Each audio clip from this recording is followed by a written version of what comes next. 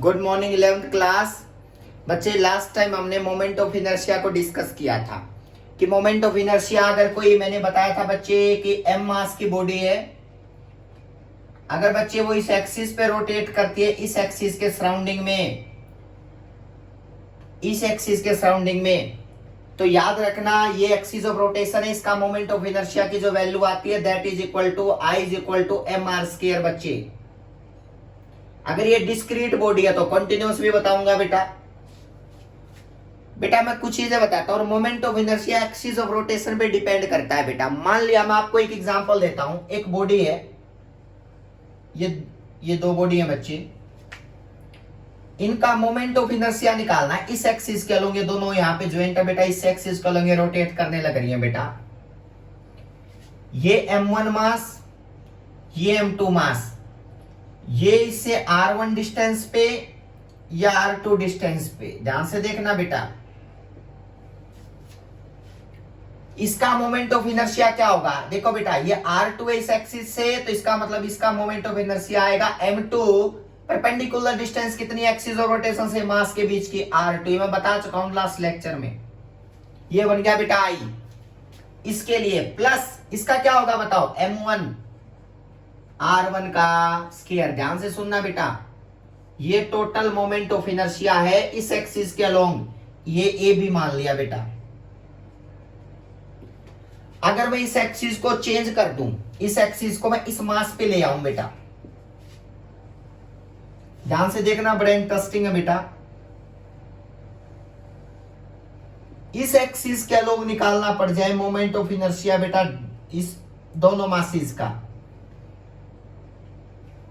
ये ए dash B dash axis है बेटा। ये डिस्टेंस टोटल कितनी बन गई बताओ, r1 प्लस ए r2। अब क्या होगा, अलग अलग मास, इसका m1 इसका m2, I A dash B dash के अलोंग क्या आएगा बताओ बेटा, ये आएगा, ये मास, ये एक्सिस उसी मास पे ऊपर, उसी मास के ऊपर है। हम ये कह सकते हैं कि जब ये इसी मास में है तो परपेंडिकुलर डिस्टेंस तो जीरो है, तो इसका मतलब इसके अलोंग मोमेंट ऑफ इनर्शिया की वैल्यू क्या होगी, जीरो, क्योंकि m तो है, r तो जीरो है ना, एक्सिस उसी पे है, प्लस m2 इंटू क्या लिखोगे बताओ, r1 प्लस r2 का होल स्क्वायर। अब बात आती है क्या ये दोनों वैल्यू इक्वल है,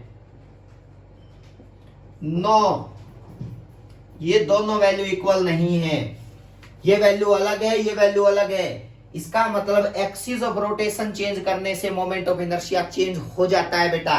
तो इसका मतलब ये बताना चाह रहा हूं, moment of inertia depends on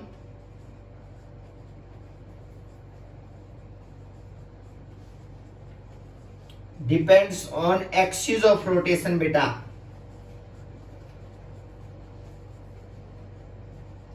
axis of rotation clear है बेटा। अब मुझे बताते रहना। चलो एक और मैं चीज यहां पे बताता हूं आपको, नोट कर लेना बेटा ये बातें, ठीक है सर।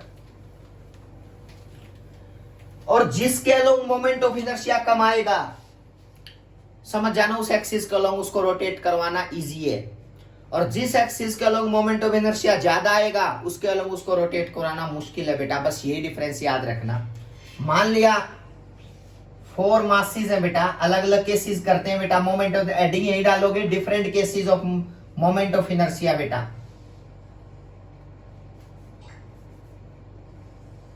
उसके कॉर्नर पे रख देते हैं बेटा।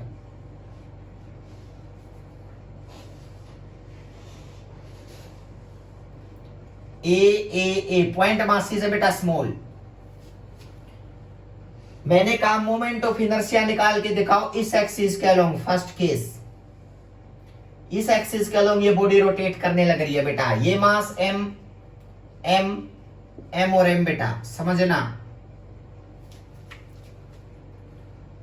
इस एक्सिस के अलोंग तो आप लोगों को ये पता होना चाहिए, चारों मासिस का मोमेंट ऑफ इनर्शिया निकालो अलग अलग बेटा। आई क्या होगा, एम आर स्क्वायर। m इस एक्सिस ऑफ रोटेशन से परपेंडिकुलर डिस्टेंस कितनी बन गई इसकी, a/2, तो m इंटू में a/2 का होल स्क्वायर। ये सेंटर से पास हो रहा है, मान लिया बेटा एक्सिस 0 0 से। अब बात है कि ठीक है सर यहां से सेंटर से पास हो रहा है तो इसके तो a/2 का होल स्क्वायर लिखना पड़ेगा, परपेंडिकुलर डिस्टेंस प्लस ये मास इसकी भी कितनी perpendicular distance axis of rotation से, a/2 का होल स्क्वायर। ये मास लो बेटा प्लस m, इसकी भी कितना है बताओ एक्सिस ऑफ रोटेशन से परपेंडिकुलर डिस्टेंस, a/2 का whole square plus last lecture में देख लेना बेटा परपेंडिकुलर डिस्टेंस वाला रूल। इसको सबको ऐड करोगे m²/4 m²/4 m²/4 m²/4 तो आंसर आएगा m²। मतलब इसके अलोंग मोमेंट ऑफ इनर्शिया पता है कितना आया बच्चे, ए बी के अलोंग आया m²। बेटा अब एक्सिस बदल दो, एक्सिस बदल दो, अब एक्सिस बदल दो बेटा। अब एक्सिस ली ये वाली, भूल जा बेटा इस एक्सिस को, डॉटेड वाली अब है जो नई न्यू है बेटा, ये a डैश ये b डैश। अब इसके अलोंग मोमेंट ऑफ इनर्शिया बताओ तो क्या आएगा बताओ, I into a dash b dash के अलोंग क्या आएगा, मासिस लो बेटा इस मास का, ये मास तो सी एक्सिस पे ही तो आ गया बेटा r0, तो इसका मतलब 0 प्लस ये मास भी 0, ये मास भी उसी एक्सिस पे आ गया तो परपेंडिकुलर डिस्टेंस भी 0 बेटा। m इसका लो बेटा, इसे कितनी परपेंडिकुलर डिस्टेंस है a, तो क्या लिखोगे ma का स्क्वायर। देख लो बेटा इस मास की a डिस्टेंस पे है ये मास बेटा, ये भी है, भूल जाओ बेटा इस एक्सिस को। फिलहाल इस एक्सिस को ये लो मैं रबी यहाँ पे रबी कर देता हूं, इसकी वैल्यू आ चुकी है बेटा m² बेटा, ए बी के अलोंग। अब ये क्या होगी, इसका क्या हो गया m², तो वैल्यू क्या आ गई 2m²। इस बीच वाली एक्सिस के अलोंग रोटेट करवाया था तो m² था, इसके अलोंग रोटेट करवाया था 2m²। तो बताओ किसके अलोंग रोटेट करवाना इजी है, सेंट्रल एक्सिस के अलोंग बेटा। अलोंग वन एंड के अलोंग जो एक्सिस है इसमें रोटेट करवाना मुश्किल है, तो इसका मतलब ये कह सकते हो कि moment of inertia a dash b dash greater than आया I is equal to ab। समझना, अभी और भी एग्जांपल दूंगा बेटा। अब ये दोनों तो हमें देख ली, अब ये दोनों एक्सिस को रब कर दो, इनका कोई रोल नहीं है बेटा। मान लिया mm मास है, ये a डिस्टेंस पे, ये एक्सिस ली बेटा, ये एक्सिस, इसका नाम a double dash b double dash मान लिया बेटा। इस एक्सिस के अलोंग बताने हैं मासिस, देखना भाई a। अब क्या होगा, a double dash b double dash का क्या आंसर आना चाहिए बताओ, a डबल डैश। सबसे पहले देखो हर मास के जिस मास से एक्सिस पास कर रही है उनकी तो r0 ही है बेटा। चलो इस मास की भी 0, ये m मास है तो इसका मतलब इसका मोमेंट ऑफ इनर्शिया तो 0 आएगा ही आएगा सर।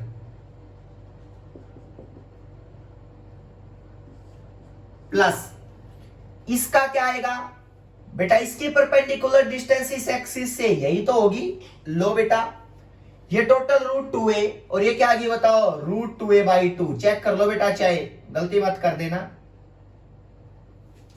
टोटल तो डायगोनल √2a, इसकी परपेंडिकुलर डिस्टेंस तो यही है ना एक्सिस ऑफ रोटेशन से, इसका मतलब ऐसे ऐसे रोटेट करेगा तो ये √2a/2।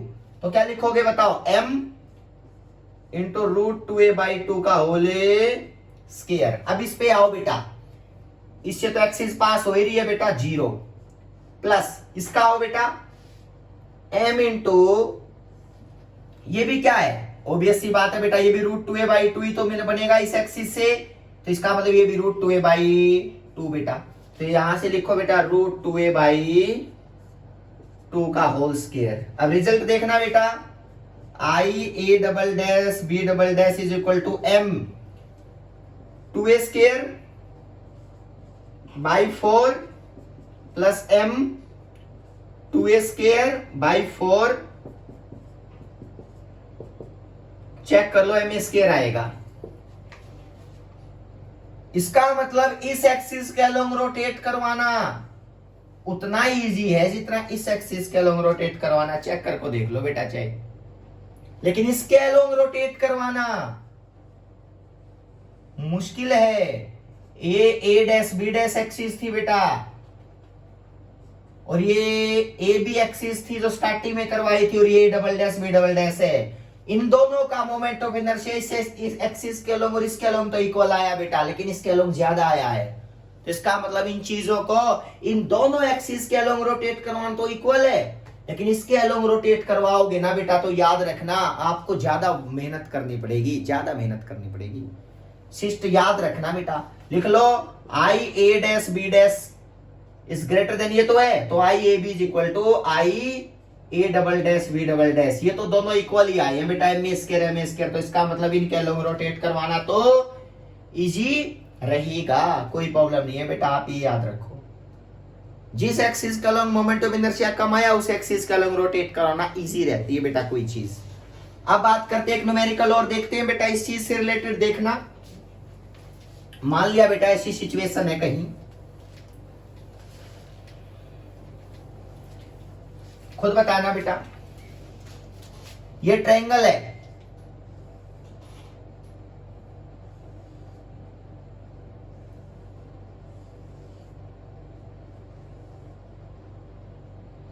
ए साइड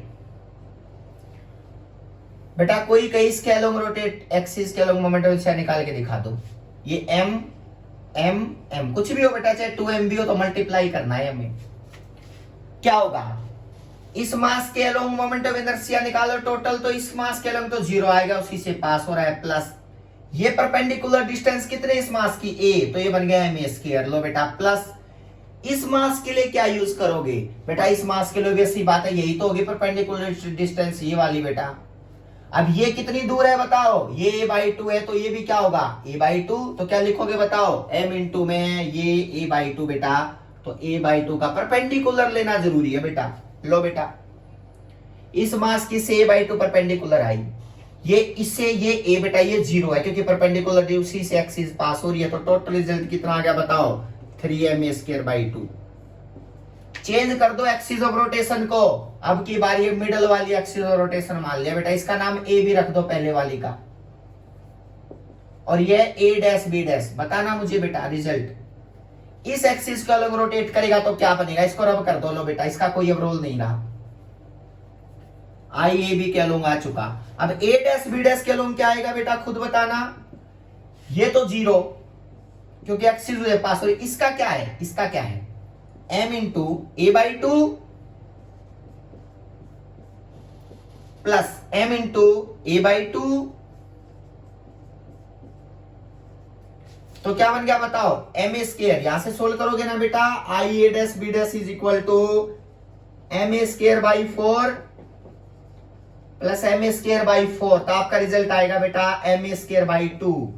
इसका मतलब इस एक्सिस के अलोंग रोटेट करवाना, यहां पे देखो बेटा, इस एक्सिस के अलोंग रोटेट करवाना, इसका रिजल्टेंट कितना है बताओ, इसका IA'(b') जो आया that is equal to m²/2, और इस एक्सिस के अलोंग की वैल्यू कितनी आई थी बताओ, AB के अलोंग, ये आई थी बेटा IAB is equal to 3/2 m²। तो आप आराम से बता सकते हो इसका मोमेंट ऑफ इनर्शिया ज्यादा है, IAB is greater then IA'(b'). तो ये आप ये कह सकते हो कि इस एक्सिस के अलोंग रोटेट करवाना मुश्किल है, इस एक्सिस को अलोंग रोटेट करवाना इजी है बेटा। तो आप आराम से अलग अलग केसेस करवा के मोमेंट ऑफ इनर्शिया की वैल्यू बता सकते हो, और ये भी बता सकते हो ये केस इजी रहेगा, ये केस मुश्किल रहेगा, ऐसे मत घुमाओ, ऐसे घुमाओ इस एक्सिस के अलोंग, आपको कम मेहनत करनी पड़ेगी, ये इसका टेक्ट है बेटा, और कुछ नहीं है, इसको इसलिए पढ़ाया जाता है मोमेंट ऑफ इनर्शिया को बेटा, याद रखना, और कुछ भी नहीं आप लोगों को फैसिलिटी देने के लिए। ठीक है बेटा, थैंक यू सो मच।